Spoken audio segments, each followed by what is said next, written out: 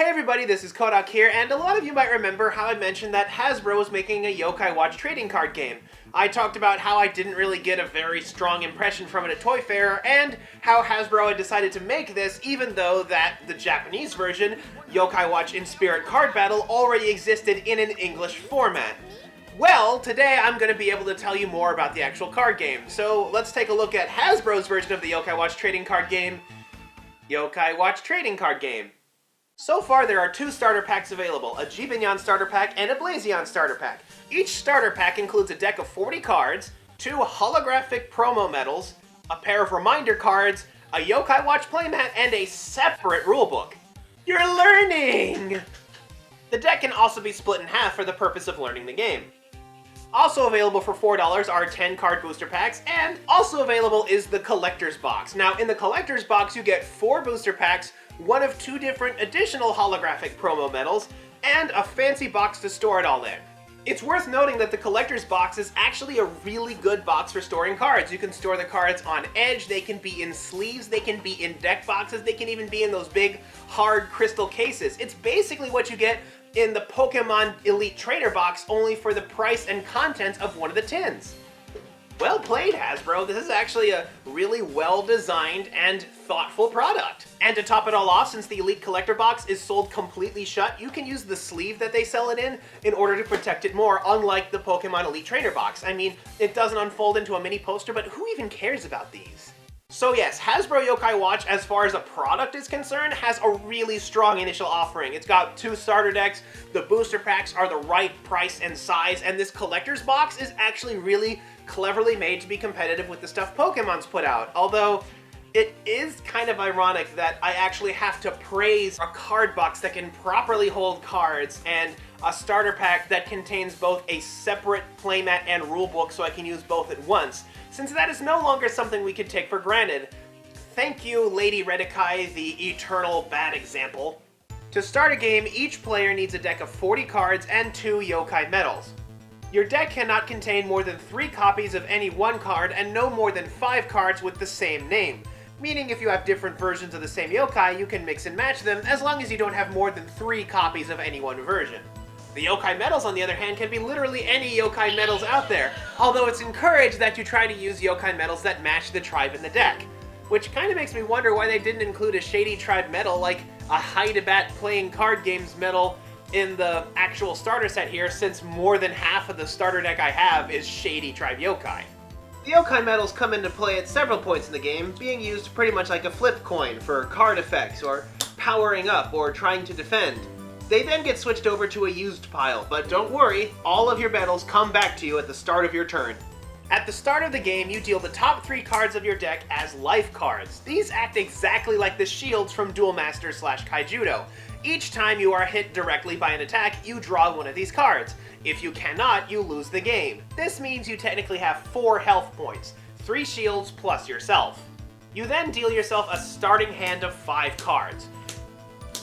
After your draw step, you can play up to 2 yokai, unless you go first, in which case you can only play 1 yokai on your first turn. Power up or upgrade as many yokai as you want, and play action cards, also as many times as you want. In order to play a yokai, the number of yokai you already have in play must be equal to or greater than that yokai's level.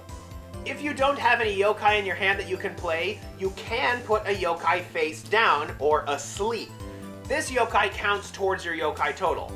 You can also power up or upgrade a yokai by playing another card that has the same name as that yokai, either on top or underneath. Playing it on top is upgrading it, and playing it underneath is powering it up. You still have to meet the level requirements for any cards played this way. For example, if I'm going first and it's my first turn, I can play my level 0 Pupsicle and then immediately upgrade it to a level 1 Pupsicle because I now meet the energy cost requirement. On the bottom left-hand corner is a picture of the yokai's face next to a bonus. Your yokai gains that bonus for each card underneath it. Action cards, like yokai, have a level requirement that works the same way. To use an action card, you simply play it, obey its effect, and send it to the discard pile.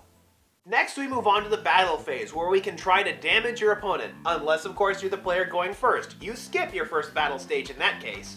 In order to attack, you must select one of your yokai in play that is currently face up and untapped. Tap it by turning it sideways, and say that you are declaring an attack with this yokai. Your opponent can now choose one of their own untapped face-up yokai to try to block it. If they have no untapped face-up yokai, they can flip a yokai medal. On heads, they can untap one of their tapped face-up yokai to defend with. Battle is super straightforward, highest number wins. Although there are ways to affect the numbers you have in battle. For instance, you can flip a yokai medal. If it lands heads and is the same tribe as the yokai that is fighting, it gains an additional power-up bonus. Whichever yokai loses the battle is turned face down. It is now asleep. If the opponent does not block your attacking yokai, then they take 1 point of damage. When your opponent takes 1 point of damage and is forced to draw one of their life cards, then your turn is over and it is now their turn. At the start of your turn, you untap all tapped yokai that you have, and you may choose and wake up one of your face-down yokai. The same energy cost rules apply as before, so if you want to wake up a yokai you might have placed face down in order to help you play some yokai, you still have to meet its energy cost. So that's the game. It's nice and straightforward, and even if you forget, not only are the rules separate from the playmat, but they give you a couple of reminder cards to make sure you know what you do on your turn.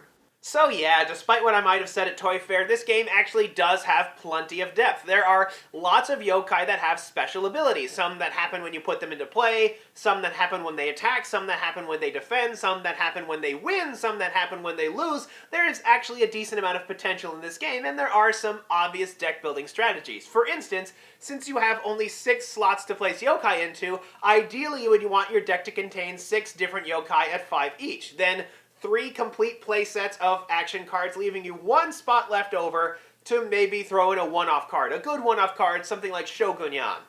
Or you can perhaps ditch 1 yokai, try to run with 5, and instead make room for 2 more sets of action cards, which could very likely be on which this game turns. You're also encouraged to make your deck out of at least 2 tribes, since there are lots of cards that specifically target a tribe that they can easily defeat. However, the game does have a couple of problems. One's fairly minor and the other one is fairly major. A minor problem is the artwork. All of these cards are kind of in this weird, puffy, fake computer graphics style that just looks kind of bad, and a lot of these cards also have no sense of personal space. I swear, I'm learning to identify some of these yokai by their nostril shapes. They also recycled the exact same pictures again and again and again on each of these yokai, and it can get kind of sickening. Pokemon, on the other hand, despite handing the same model sheet to its artists, encourages them to use their different skills and aesthetics and sense of style to create a really unique image for every card. This means that even if the same Pokemon is introduced over and over again, there will be new ways to look at it. And the thing is, I know it's possible. The card art for Samurai Don't Sleep looks great. It has really strong colors and sharp contrast and a really dynamic pose that I can clearly see because it's properly scaled back. This is what the entire game should look like. But the major problem, and when I say major problem, I mean major game-breaking problem, is really, unfortunately, something that absolutely cripples this game. Like if Usain Bolt forgot to pack his shoes on the way to the Olympics bad. Easiest way to sum it up is with Frostina level 5. Frostina level 5 has a special ability that reads, when Frostina wins a battle, tap all other yokai of the same tribe. Same tribe as what? Same tribe as Frostina? Same tribe as the yokai she defeats? Same tribe as every yokai in play? I don't know, because the card doesn't say! So yes, Yokai Watch's major problem is that it has frequently incomprehensible card text. Now, with Frostina, I'm sure a lot of you are going to say, oh, clearly it means the yokai it defeats, but it doesn't actually say that on the card. And to kind of get a fuller picture of the problem, we have Quit level 4, whose effect is almost exactly the same.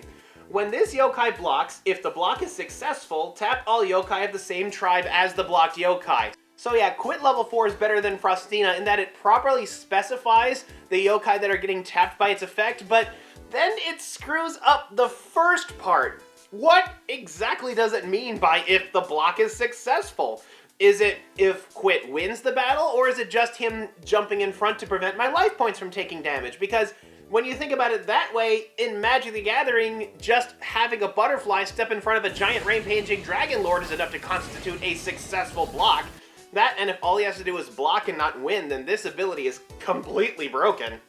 The comparison between Frostina level 5 and Quit level 4 doesn't just illustrate that maybe the card text is written a bit obscurely, it illustrates that there is some lazy, shoddy writing going on here. This game desperately needs a manual of style on how card text should be written, and if one exists, it either sucks or nobody is reading it.